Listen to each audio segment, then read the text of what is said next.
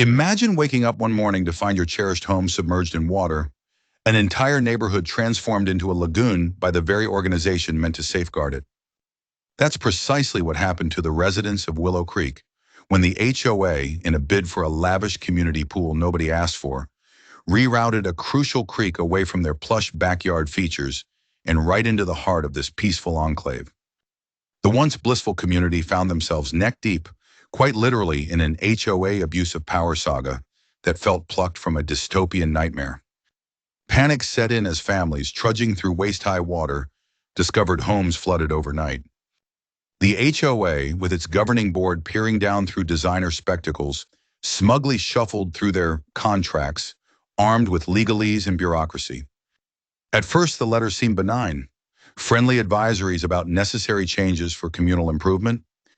Pretentious wording adorned notices, masking the imminent deluge. But as months passed, the caution turned into menaces, with threats of massive fines for non-compliance. Desperation spiraled into fury. Residents demanded answers, gathering in waterlogged garages to vent frustrations and rally for justice. But every complaint was met with dismissal. An HOA, drunk on power, ignored the very voices it was built to represent. Tension crested when the inevitable tick of camera shutters echoed. A budding filmmaker from the neighborhood had managed to capture the situation. Drones swiftly weaving over rooftops, broadcasting live footage of the suburban apocalypse. The video went viral, plumbing the depths of social injustice. This brought the national spotlight.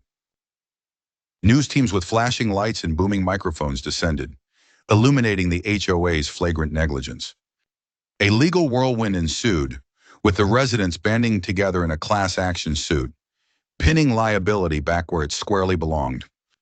The twist? The court didn't just rule in favor of the flooded folk, it commanded the HOA to undo the damage at their own expense, reshaping the land back to its original flow.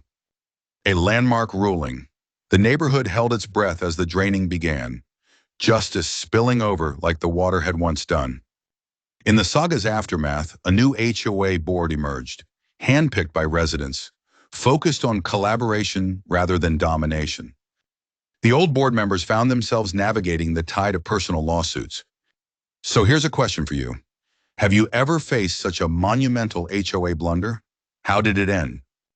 Remember, if you love watching HOA revenge stories unfold, hit like, comment, and share.